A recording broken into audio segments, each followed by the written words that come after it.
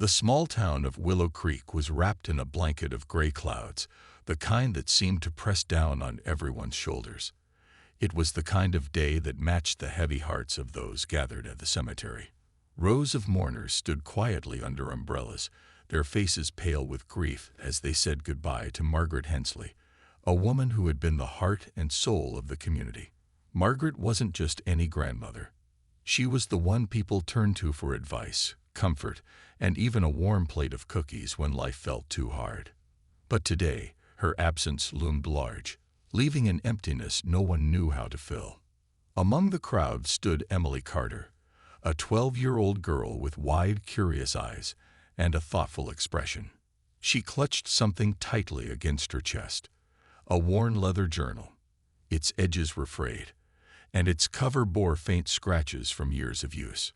To anyone else, it might have looked like an old notebook, but to Emily, it felt like a treasure map leading to answers she didn't yet understand. Her father, David, glanced at her occasionally, his brow furrowed with worry. He assumed the journal belonged to Margaret, perhaps filled with recipes or gardening tips. What he didn't know was that Emily had found it hidden away in Margaret's attic just days before her sudden death. Something about the way it was tucked behind a loose floorboard made Emily feel uneasy, like it was meant to be discovered, but not by accident. As the pastor spoke softly about Margaret's kindness and generosity, Emily's mind wandered. She thought about the last time she'd seen her grandmother alive. Margaret had been sitting by the window, knitting a scarf while humming a familiar tune. When Emily asked if she was okay, Margaret simply smiled and said, "Sometimes the hardest truths are the ones we can't say out loud." At the time, Emily didn't think much of it. Now those words echoed in her head, gnawing at her curiosity. Around them, the mourners shifted uncomfortably. Some whispered prayers, others dabbed their eyes with tissues, and a few stared blankly into the distance, lost in their own thoughts. The air smelled of damp earth and freshly cut flowers, a strange mix of beauty and decay. Among the attendees was Charles, Margaret's youngest son and Emily's uncle. He stood stiffly near the back, his hands shoved deep into his coat pockets. His usual confident demeanor seemed forced today, replaced by an odd tension that Emily couldn't quite place. Every now and then, he glanced toward the journal in Emily's arms, though she doubted anyone else noticed. When the service ended, the group moved to Margaret's house for refreshments. The cozy living room buzzed with quiet conversations as relatives shared stories of Margaret's quirks and wisdom. Plates of food were passed around, but Emily barely touched hers. Instead, she sat quietly in a corner, running her fingers over the journal's rough surface. She could feel its weight, not just in her hands, but in her heart.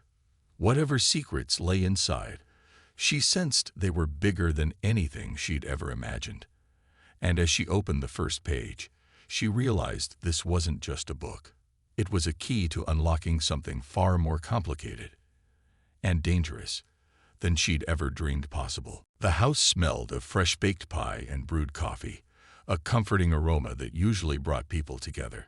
But today, the air felt heavier, as if the scent itself carried the weight of unanswered questions.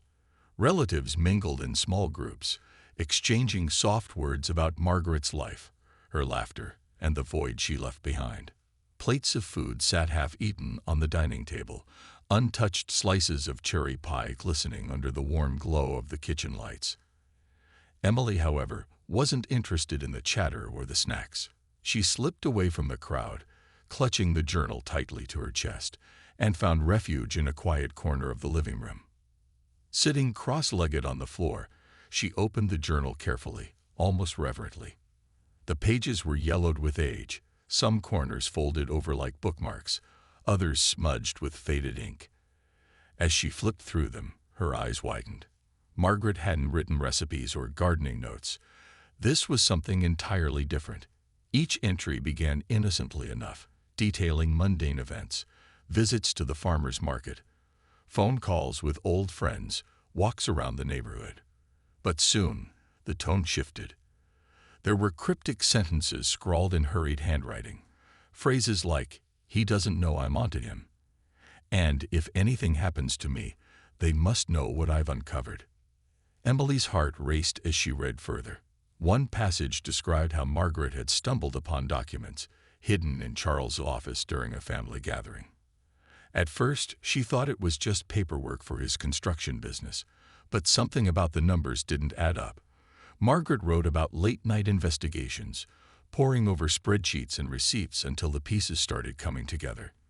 It turned out Charles had been siphoning money meant for public projects, schools, roads, parks, and funneling it into offshore accounts.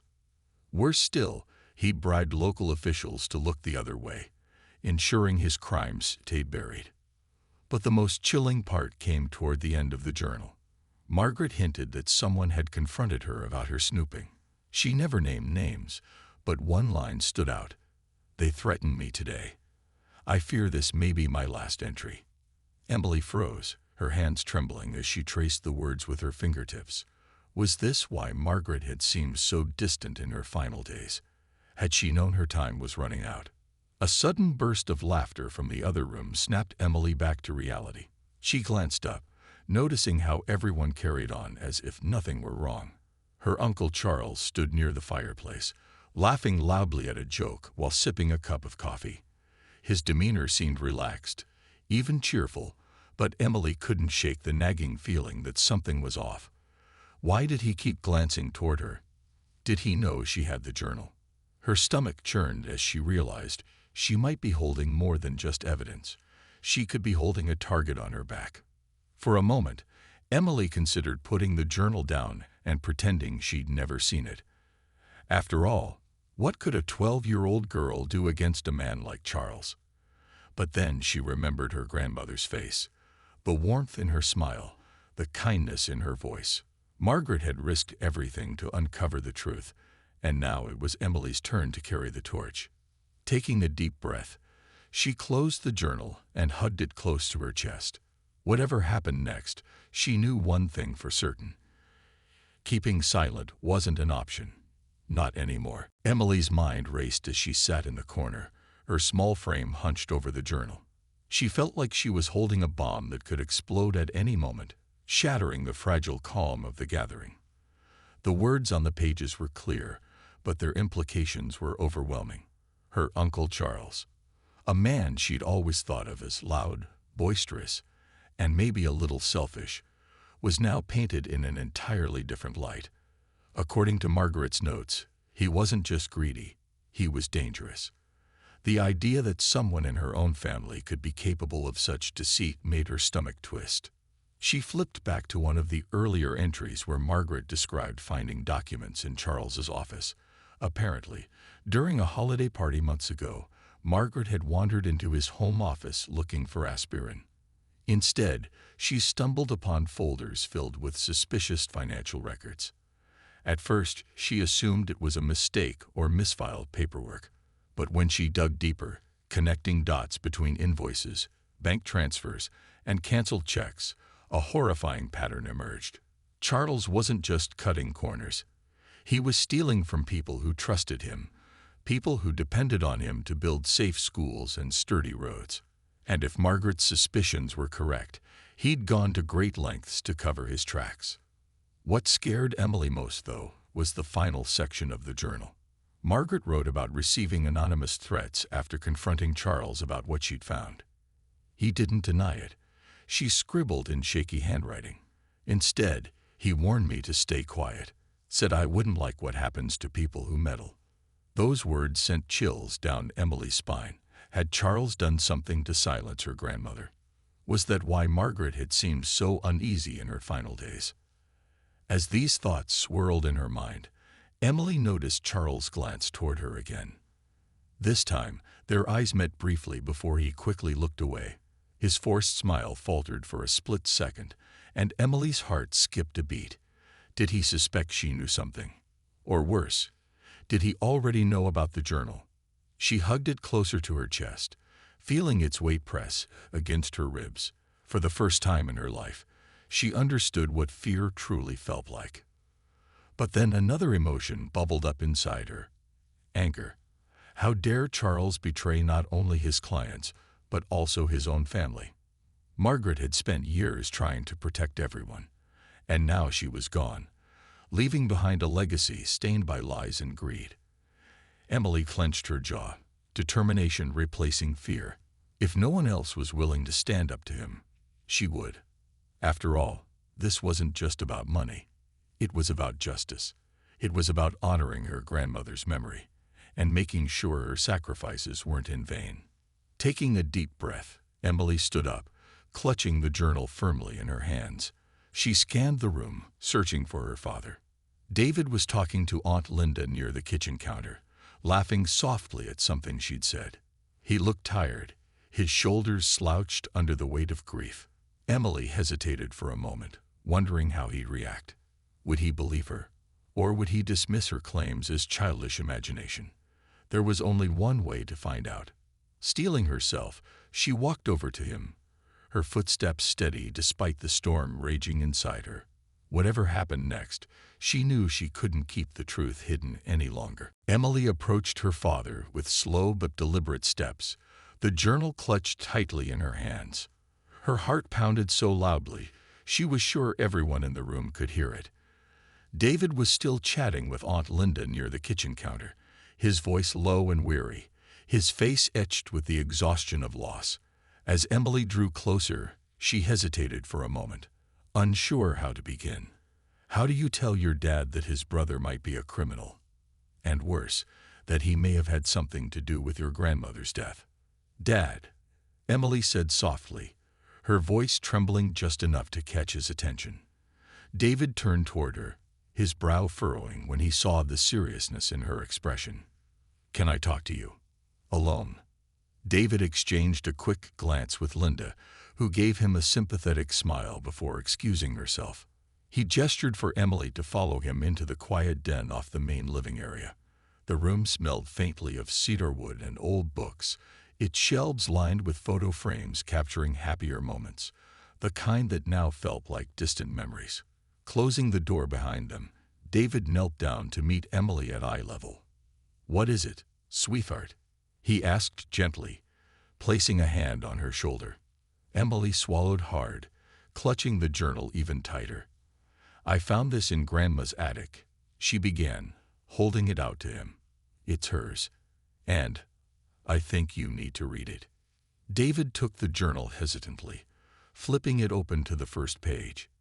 At first, his expression remained neutral, perhaps assuming it was filled with harmless musings or family recipes. But as he skimmed through the entries, his eyes widened and his jaw tightened.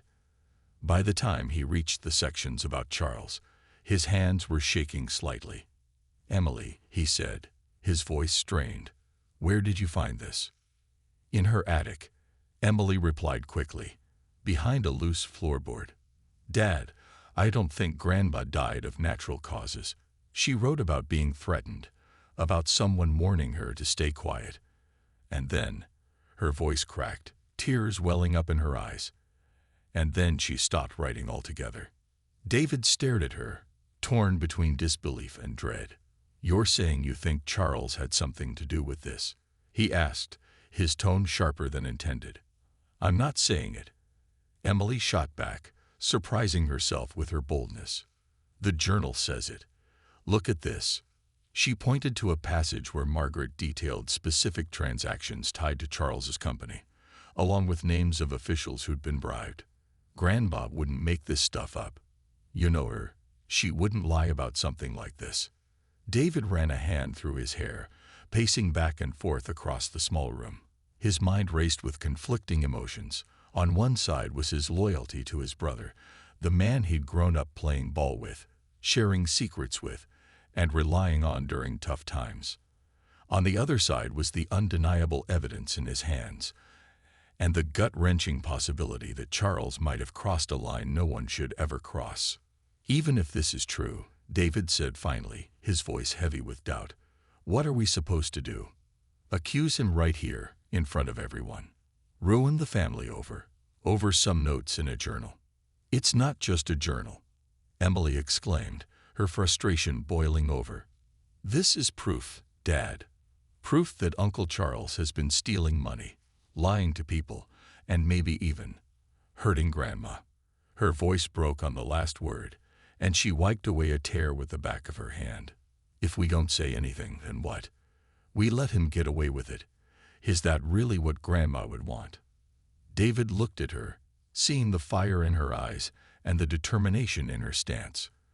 For a moment, he remembered Margaret, the way she always stood up for what was right, no matter how hard it was. If anyone had taught him the importance of doing the right thing, it was her. Sighing deeply, he nodded.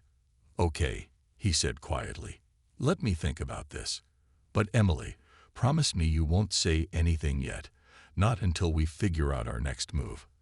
Emily hesitated but eventually agreed. Still, as they returned to the gathering, she couldn't shake the feeling that waiting wasn't an option.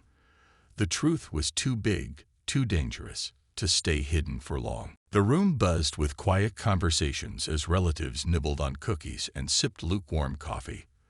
The mood was somber but calm, the kind of atmosphere where people spoke in hushed tones to avoid disturbing the fragile peace.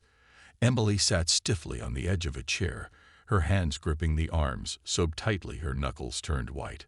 Her father had asked her to stay quiet, to wait until they figured out what to do next. But every passing second felt like an eternity, the weight of the journal pressing down on her chest like a stone. She glanced around the room, her eyes landing on Charles, who was laughing loudly at some joke Uncle Frank had told. His carefree demeanor made her blood boil. How could he act so normal when he might have been responsible for her grandmother's death? Unable to sit still any longer, Emily stood abruptly, her chair scraping against the wooden floor. All heads turned toward her, startled by the sudden noise. For a moment, she froze under their gazes, her heart hammering wildly. But then she remembered Margaret, her kindness, her courage, her determination to uncover the truth no matter the cost. Taking a deep breath, Emily climbed onto a nearby chair, her small frame towering just enough to capture everyone's attention. "I need to say something," she began, her voice shaky but clear. The room fell silent, the only sound the faint ticking of the clock on the wall. "This isn't just about saying goodbye to Grandma. There's something else we need to talk about." She held up the journal, its worn cover facing the crowd. "Grandma didn't die of natural causes. Someone killed her." Gasps rippled through the room like waves crashing against rocks. Aunt Linda dropped her teacup, the porcelain shattering into pieces on the floor. Charles's laughter died instantly, his face draining of color. "What are you talking about?" he demanded, his voice sharp and defensive. "That's ridiculous." "It's not ridiculous," Emily shot back, her voice gaining strength. "Grandma found out things about you, Uncle Charles. Things you didn't want anyone to know." She flipped open the journal and started reading aloud, her young voice cutting through the tension like a knife. "Charles has been stealing money meant for public projects. He bribed officials to keep quiet, and when I confronted him, he threatened me." Murmurs erupted as people exchanged shocked looks. Some stared at Charles, while others whispered nervously to their neighbors. David stepped forward, his face pale but resolute. "Emily, stop," he said firmly, though there was no anger in his tone, only fear and uncertainty. But Emily ignored him, her focus locked on Charles. "Why did you do it, Uncle Charles?" she asked, her voice trembling but unwavering. "Why did you hurt Grandma? Did you think no one would find out?" "That's enough," Charles barked, slamming his fist on the table. Plates rattled, and coffee sloshed over the edges of cups. "This is insane. You're accusing me based on some scribbles in a book. That's not evidence. It's hearsay." "It's more than that," Emily countered, her voice rising. "There are names, dates, transactions. Grandma wrote everything down. She knew exactly what you were doing. And now we know too." The room erupted into chaos. Relatives shouted questions, some defending Charles, others demanding answers. Charles stormed toward Emily, his face red with fury. "You don't know what you're talking about," he growled, reaching for the journal. But before he could grab it, David stepped between them, his expression hardening. "Back off, Charles," David warned, his voice low but firm. "If this is true, and I'm starting to think it might be, you're not going anywhere near my daughter or that journal." Charles glared at him, his fists clenched at his sides. "You're making a huge mistake," he spat. "This isn't just about me. It's about the whole family. Do you really want to tear us apart over lies?" "They're not lies," Emily said quietly, her voice steady despite the storm swirling around her. "And if you didn't do anything wrong, then why are you so scared?" For a moment, Charles didn't respond. His eyes darted around the room, searching for support, but all he found were suspicious stares and uneasy silence. Finally, he muttered something under his breath and stormed out of the house, slamming the door behind him. The sound echoed through the room like a thunderclap, leaving everyone stunned. David let out a shaky breath, running a hand through his hair. "Okay," he said finally, looking at Emily with a mix of pride and apprehension. "Let's figure out what to do next." The silence in the room was deafening after Charles stormed out, the slam of the door still ringing in everyone's ears. For a moment, no one moved or spoke. The air felt thick, heavy with shock and uncertainty. Emily stood frozen on the chair, her small frame trembling as she clutched the journal to her chest. Her heart raced, not from fear this time, but from the enormity of what had just happened. She had exposed a secret that could shatter their family, and yet she couldn't bring herself to regret it. This wasn't just about her uncle, it was about justice for her grandmother. David broke the silence first, his voice steady despite the storm of emotions swirling inside him. "We need to call the police," he said firmly, looking around the room. Some relatives nodded hesitantly, while others exchanged uneasy glances. Aunt Linda, who had been quietly crying into a tissue, wiped her eyes and whispered, "Do you really think that's necessary? Can't we handle this as a family?" "No," David replied, his tone leaving no room for argument. "This isn't something we can sweep under the rug. If what Emily says is true, and I believe it is, then this goes beyond us. It's bigger than any of us." He turned to Emily, placing a reassuring hand on her shoulder. "You did the right thing, sweetheart. Now let's make sure we finish this the right way." With that, David pulled out his phone and dialed 911. His hand shook slightly as he explained the situation to the operator. Margaret Hensley's suspicious death, the journal detailing Charles' alleged crimes, and the confrontation that had just unfolded. As he spoke, Emily noticed how some relatives began to drift away, retreating to corners of the room or slipping outside, unable to face what was happening. Others stayed, their faces pale and drawn, listening intently as David recounted the details. Within minutes, the wail of sirens pierced the quiet neighborhood, growing louder until 2 police cars pulled up outside Margaret's house.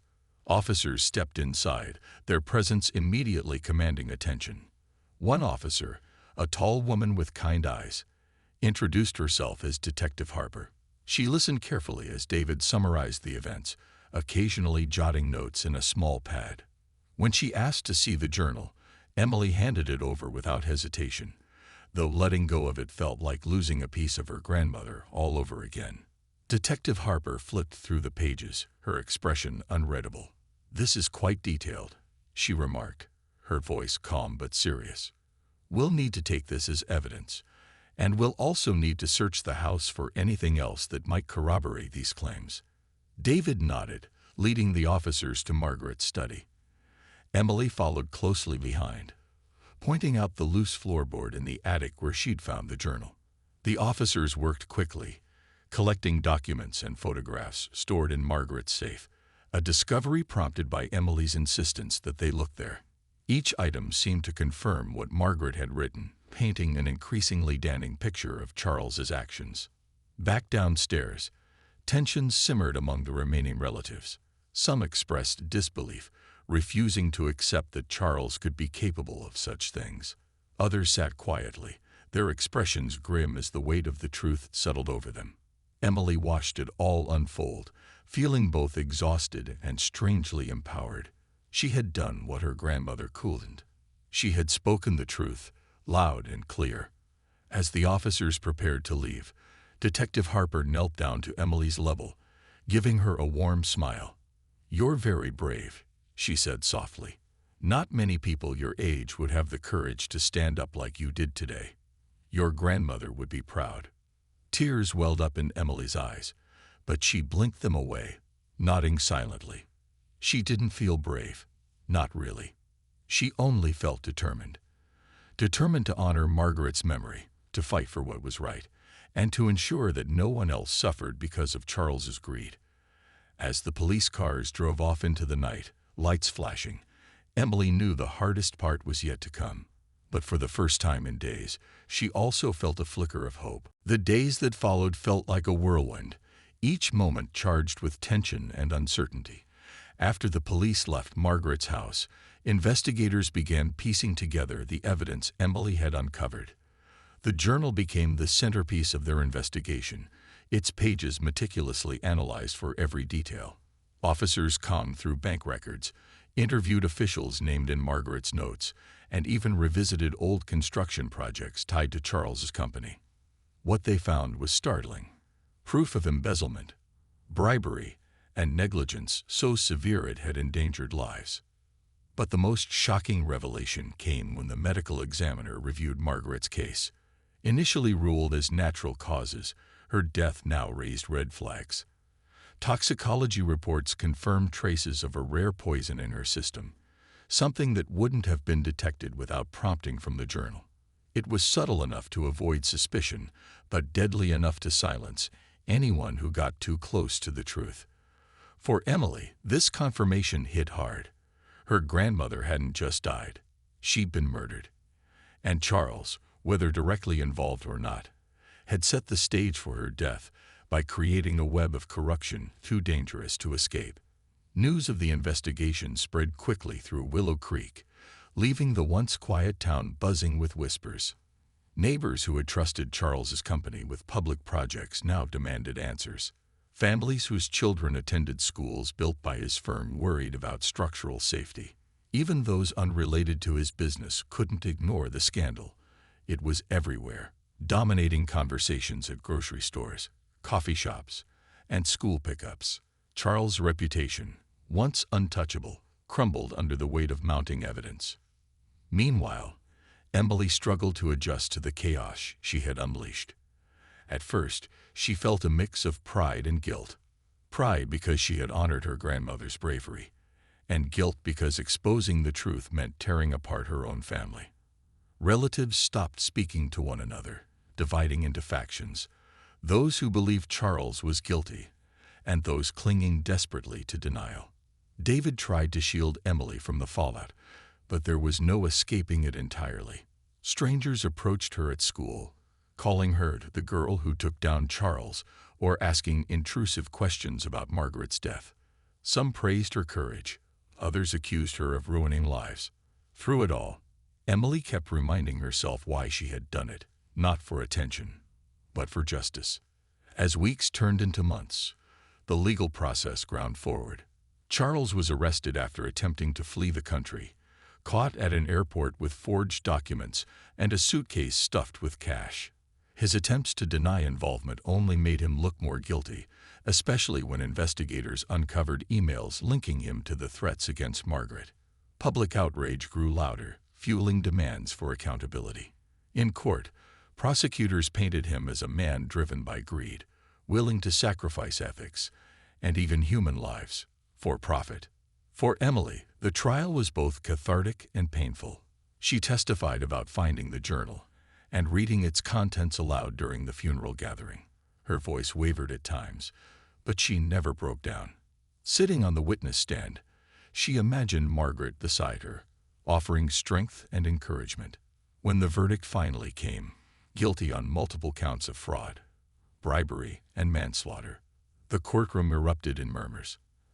Outside, reporters swarmed the steps, eager to capture reactions. Emily stayed silent, letting the weight of the moment sink in. Though justice had been served, healing wouldn't come easily. The scars ran deep, not just within the Carter family, but across the entire community. Yet amidst the pain, something remarkable emerged. People inspired by Emily's courage began speaking out about other injustices they'd witnessed, refusing to let fear dictate their actions. Slowly but surely, Willow Creek started rebuilding, not just its infrastructure, but its trust in doing what was right. And through it all, Emily carried Margaret's legacy in her heart, knowing her grandmother's voice would never truly be silenced. Months after the trial, life in Willow Creek began to settle into a new rhythm. The storm of scandal had passed, but its effects lingered like ripples in a pond. Charles's sentencing marked the end of a painful chapter, yet for Emily and her family, healing was an ongoing process. Some days were easier than others. On quiet evenings, when the house felt too empty without Margaret's laughter echoing through the halls, Emily would sit by the window with a cup of tea, flipping through old photo albums. Each picture reminded her of happier times. Family picnics, holiday gatherings, and lazy summer afternoons spent baking cookies with her grandmother. Those memories became her anchor, grounding her whenever doubt crept in. David, too, struggled with the aftermath. Losing his mother had been devastating enough, but discovering the truth about his brother left him wrestling with guilt and regret. He often wondered if he could have done more to protect Margaret, or if he'd somehow missed the signs of Charles's deceit. But over time, he found solace in honoring Margaret's memory. Together, he and Emily decided to establish a foundation in her name, the Margaret Hensley Legacy Fund. Its mission was simple yet powerful: to support victims of corporate fraud and advocate for transparency in local government projects. It was their way of turning tragedy into something meaningful, ensuring that Margaret's fight for justice lived on. The community rallied around the initiative, donating generously and volunteering their time. Local businesses, once wary of speaking out against corruption, now embraced the opportunity to make amends. Schools held fundraisers, churches organized awareness campaigns, and even strangers reached out with stories of how Margaret's courage had inspired them to stand up for what was right. The fund grew rapidly, becoming a beacon of hope for those who felt powerless against larger forces. For Emily, seeing the impact they were making filled her with a sense of purpose she hadn't known before. But perhaps the most profound change happened within Emily herself. Before uncovering the journal, she had been an ordinary 12-year-old girl, navigating school, friendships, and the ups and downs of growing up. Now she carried a maturity far beyond her years, a quiet confidence born from knowing she had faced fear head-on and refused to back down. Teachers noticed her newfound determination, encouraging her to join debate clubs and leadership programs. Friends admired her bravery, seeking her advice when conflicts arose. And though she never sought recognition, Emily couldn't deny the pride she felt knowing she had made a difference. One crisp autumn afternoon, the town gathered for the unveiling of a memorial bench dedicated to Margaret. Positioned near the park where she used to take her daily walks, it bore a simple inscription: "In loving memory of Margaret Hensley, a voice for truth, a heart for justice." As Emily stood beside her father, watching townsfolk place flowers and handwritten notes at the base of the bench, she felt a wave of gratitude wash over her. This wasn't just a tribute to Margaret. It was proof that good could rise from darkness, that courage could spark change. As the sun dipped below the horizon, painting the sky in hues of orange and pink, Emily whispered a silent promise to her grandmother. "I'll keep fighting," she said softly, clutching the edge of her sweater. "For you, for everyone who deserves the truth, and for anyone too scared to speak up. You taught me that silence isn't always safe, and I'll never forget it." And as she walked home hand in hand with her father, the weight of the past slowly gave way to hope for the future. Willow Creek may have been scared by betrayal, but it had also been strengthened by unity. Thanks to one young girl's bravery, the town emerged not broken, but rebuilt, ready to face whatever challenges lay ahead.